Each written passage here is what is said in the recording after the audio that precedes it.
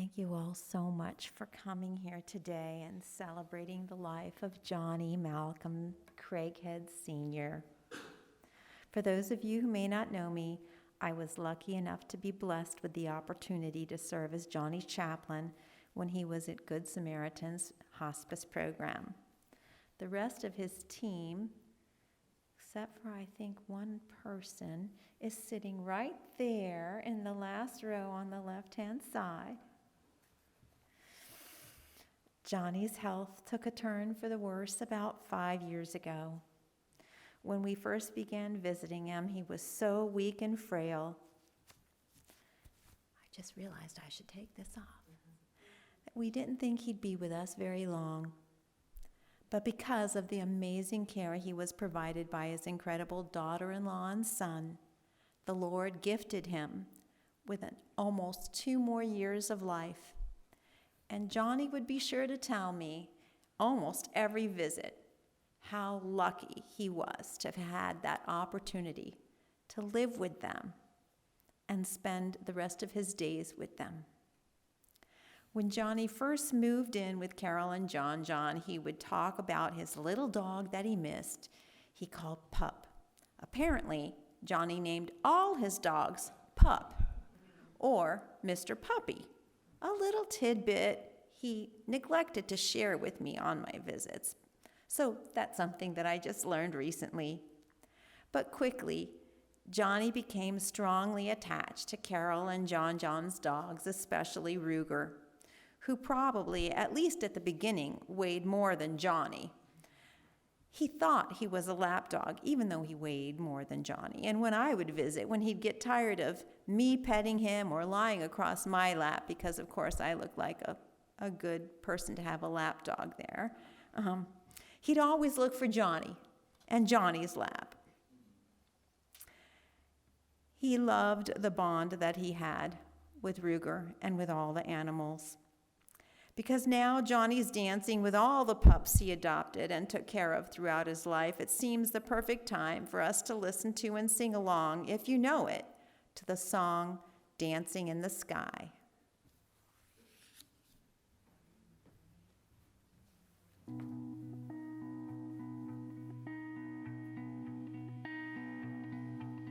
Tell me, what does it look like in heaven?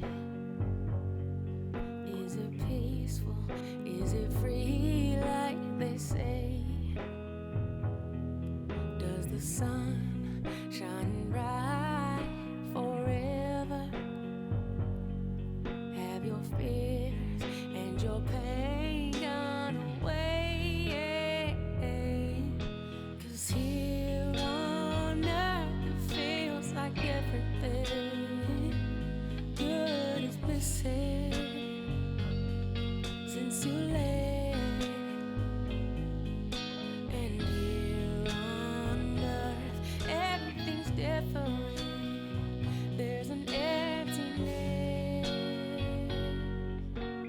Oh, I hope you're dancing in the sky. I hope you're singing in the angels' choir. And I hope the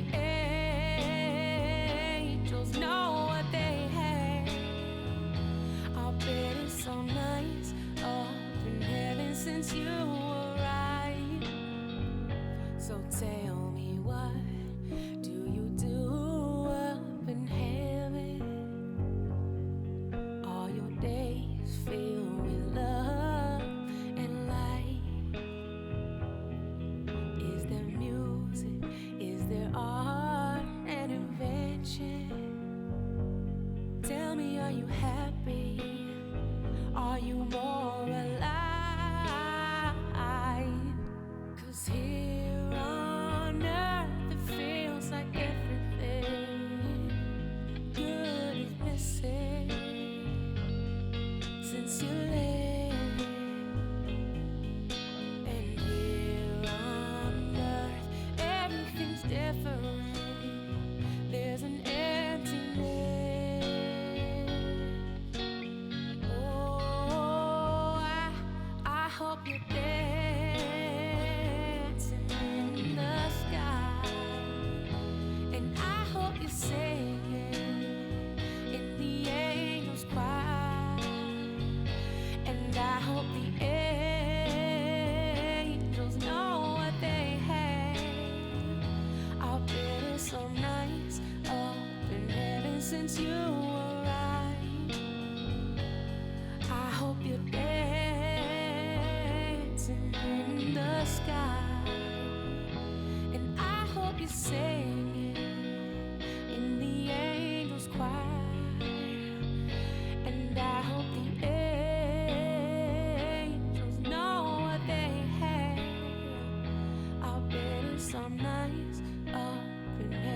since you arrived.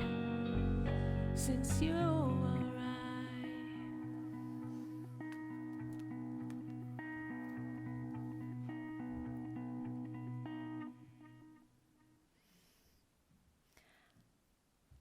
Johnny was blessed to have 4 great-grandsons, and one of them, Tristan, and the other, Waylon, would like to come up and share some of their thoughts about their great-granddaddy. I believe they called him G-Paw.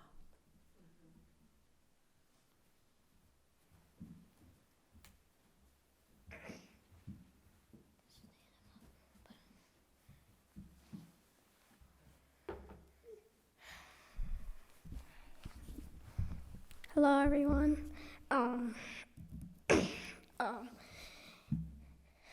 He was a good person. He's one to remember, and yeah, he was definitely a favorite, but he's not suffering, and that's the good part about it.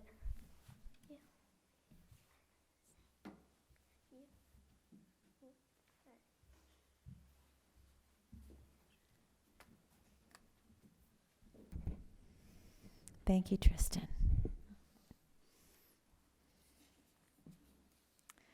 Johnny was born in Roanoke County, spent most of his time in Franklin County, but ended up in Catawba, beginning life on a farm and ending life on sort of a farm, or at least the comfort of what felt like a farm with Carol and John up in the mountains of Catawba, with the beauty of the Blue Ridge and the horses on the horizon.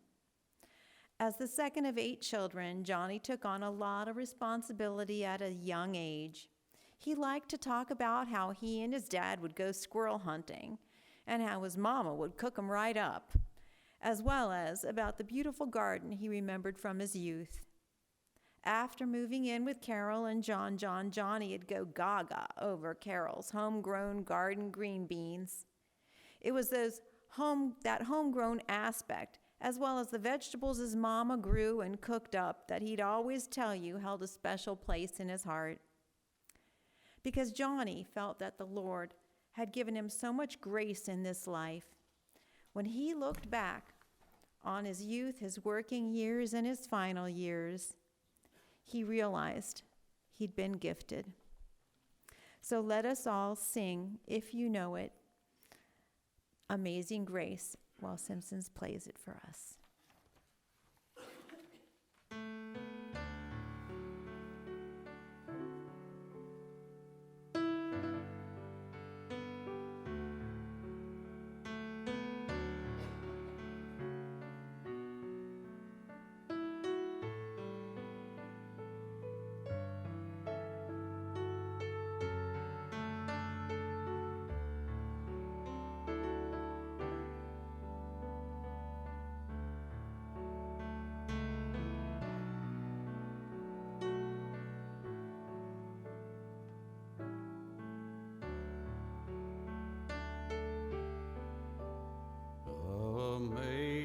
Amazing grace, how sweet the sound that saved a wretch like me. I once was lost, but now am found. Was blind, but now I see. 'Twas grace that taught my heart to fear, and grace my fears relieved. How precious did that grace appear the hour I first believed.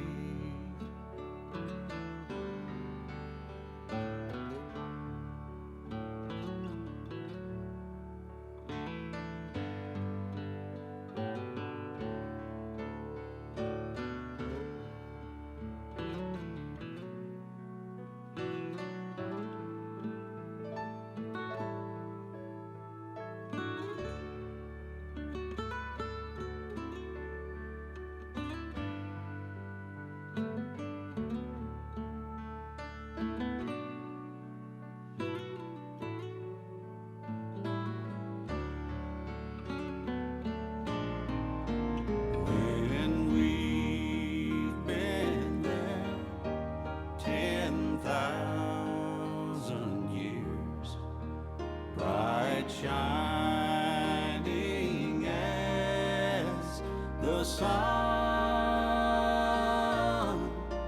We've no less days to sing God's praise than when we first begun.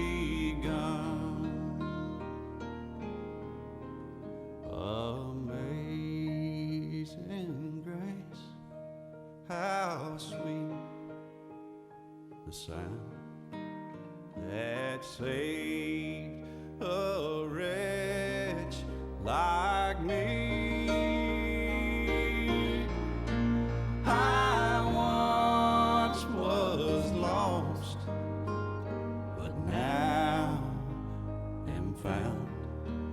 Was blind, but now I see.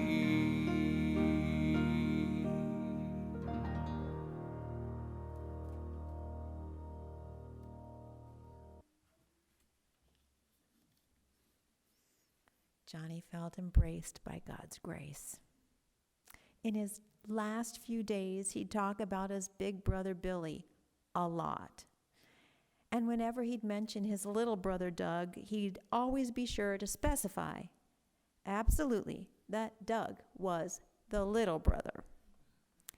In spite of the loving bond he'd grown with his siblings, Johnny would tell you he tended to be a loner.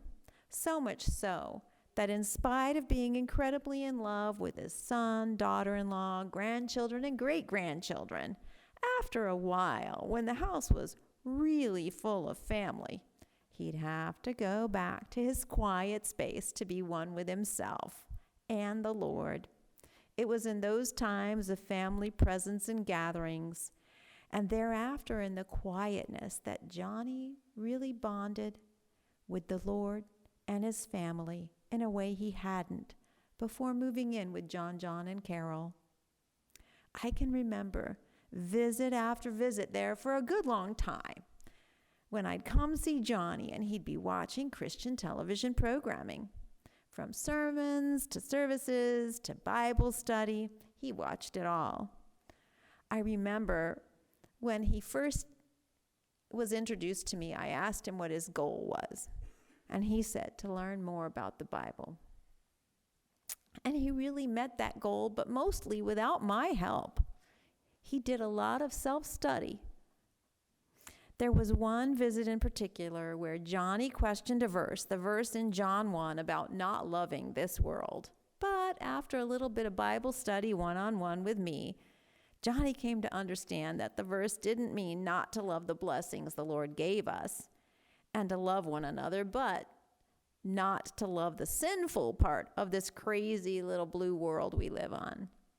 And that brought him great joy, because he truly loved the life that the Lord gave him, especially these past 2 years, which is why it seems apropos now to take a few minutes to listen to one of the many hymns Johnny enjoyed, and that is Nearer, My God, to Thee.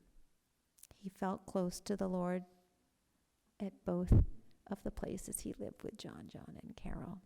And this is just how he felt.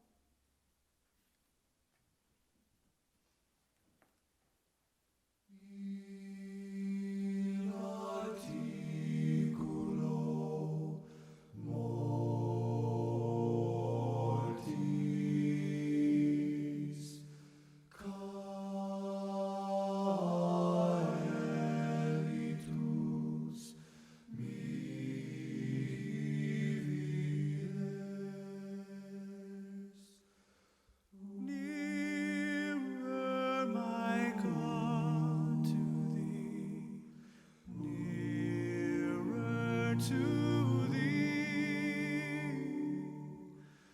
e'en though it be a cross that raiseth me, there let the way of thee steps on into heaven. Oh, let the sands in mercy. Excelsior, excelsior, excelsior, excelsior. Still all my song shall be nearer, my God, to thee. Nearer, my God, to thee. Nearer to thee. Though like the wanderers, the sun gone down, darkness be over me, my rest assured. Excelsior, excelsior, excelsior, excelsior. Angels to beckon me. Nearer, my God, to thee. Nearer, my God, to thee. Nearer to Excelsior, excelsior, excelsior, excelsior, excelsior, excelsior, excelsior. In articulum mortis caelitus vivies, leave in the sky, sun, moon, and stars forgot. Sigitur abstractions, genus domine angusta per angusta, sigitur abstractions.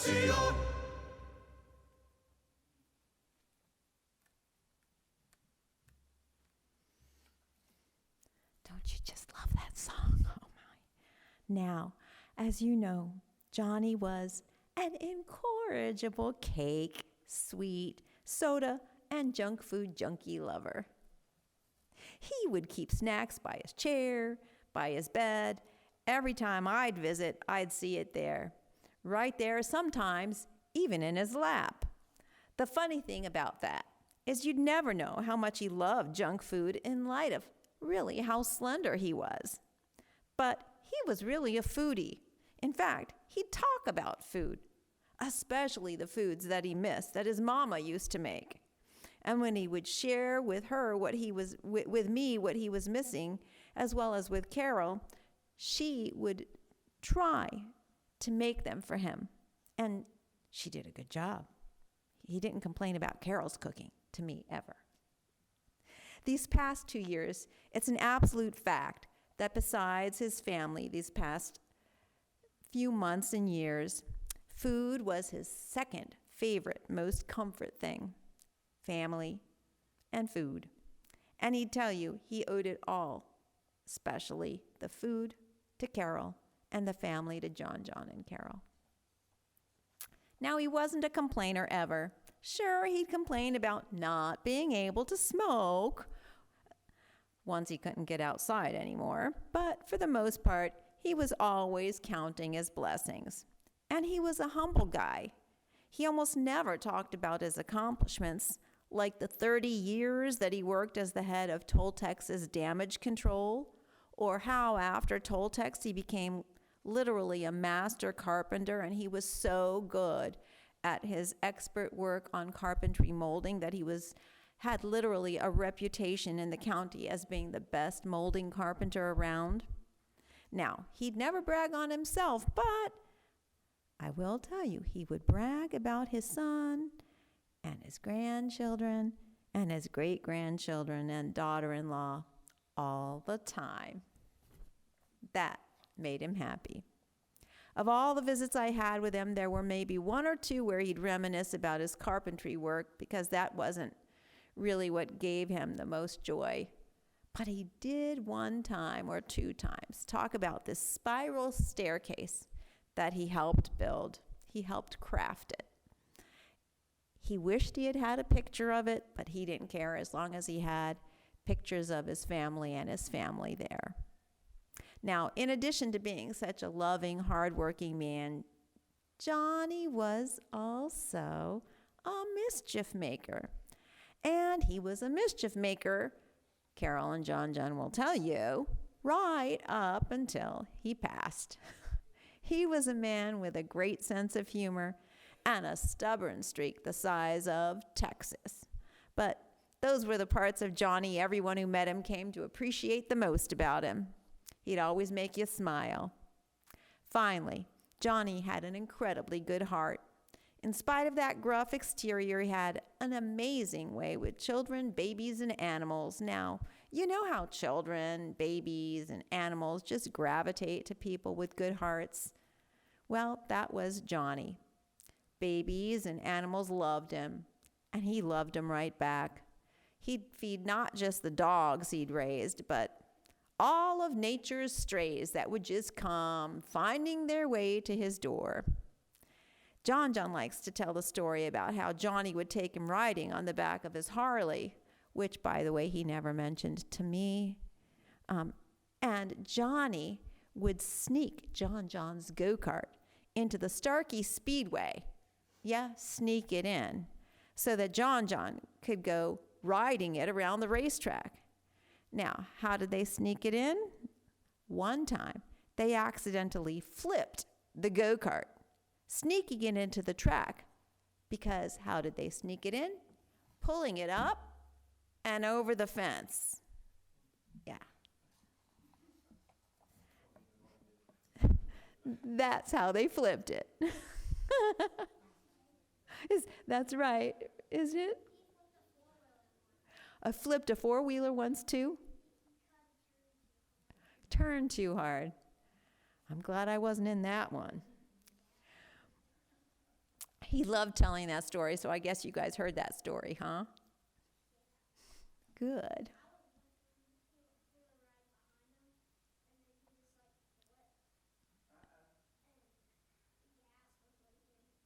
The gas was leaking.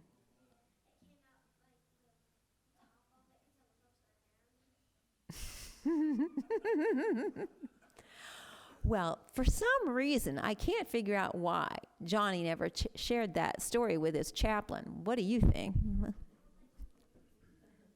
Oh boy, those precious little great-grandchildren, all of them, all you'd have to do is ask how they were doing, and Johnny would light up like a lighthouse.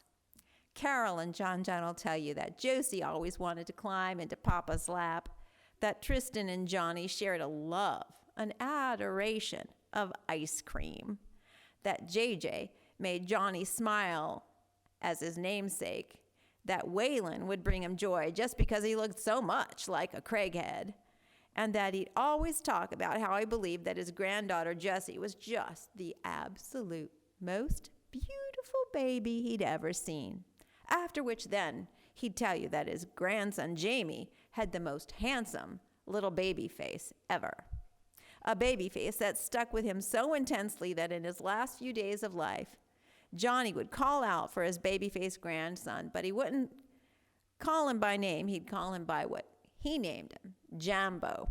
Jambo, over and over again, he'd be calling out. Now, Johnny's bond with his grandson, Jamie, was stronger than the usual bond between a grandfather and a grandson. In fact, some might even describe it as an undying bond.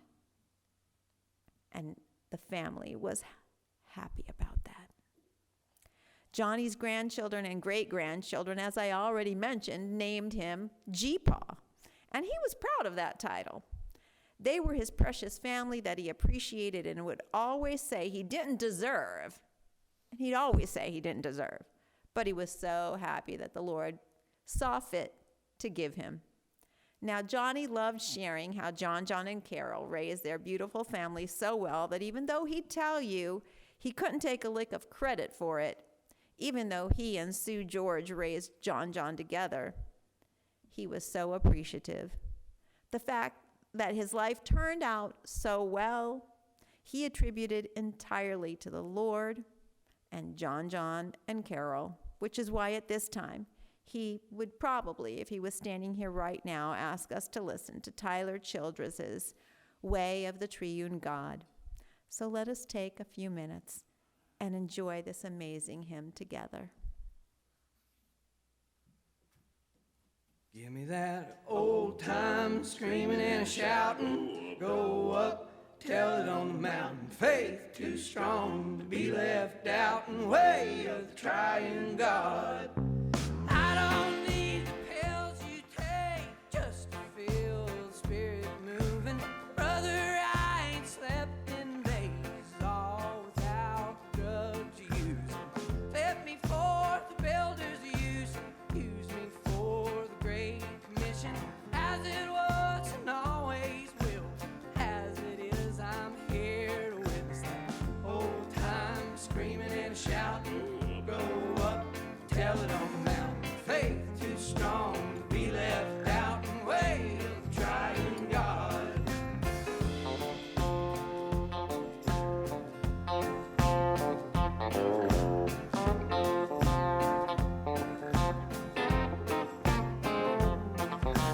I don't need the laws of man to tell me what I ought to do. He reached down and touched my hand and gave me quite a talking to. Gave it to me strict in charge, something simple I could ponder. Till the roll is called on high, till we all meet over yonder. Old time screaming and shouting. Go up, tell it on the mountain. Faith too strong to be left out in way of the trying God. I don't need the pills you take just to feel the spirit moving. Brother, I ain't slept down the way of the trying God. Let me go screaming and shouting. You go up for the definition. As it was and always down the way of the trying God.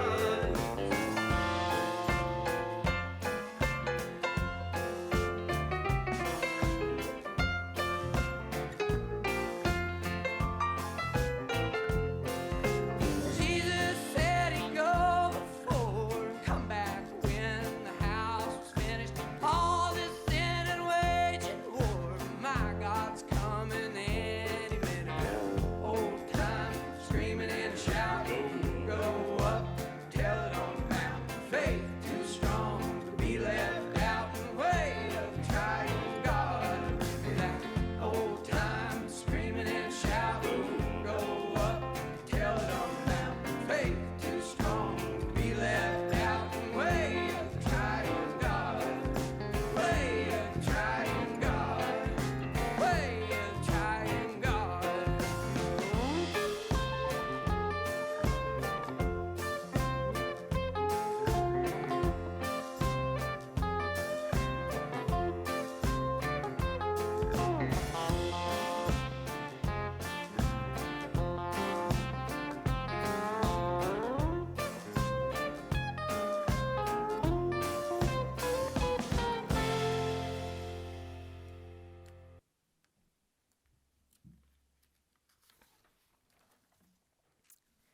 Johnny is with our Lord now.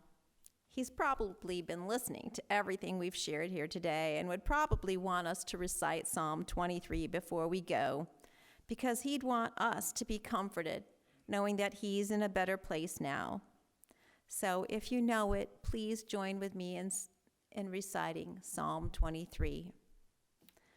The Lord is my shepherd, I shall not want. He maketh me to lie down in green pastures. He leadeth me beside the still waters. He restoreth my soul. He guides me in the paths of righteousness for his own name's sake. Yea, though I walk through the valley of the shadow of death, I shall fear no evil. For the Lord, he is with me. His rod and his staff, they comfort me. He prepares a table before me in the presence of my enemies and anoints my head with oil. My cup runneth over. Surely goodness and mercy shall follow me all the days of my life, and I shall dwell in the house of the Lord forever. Thank you all so much for coming here today. May the Lord bless you, each and every one, with memories that comfort you, memories that give you peace, for having shared Johnny's earthly journey with him. May you be blessed.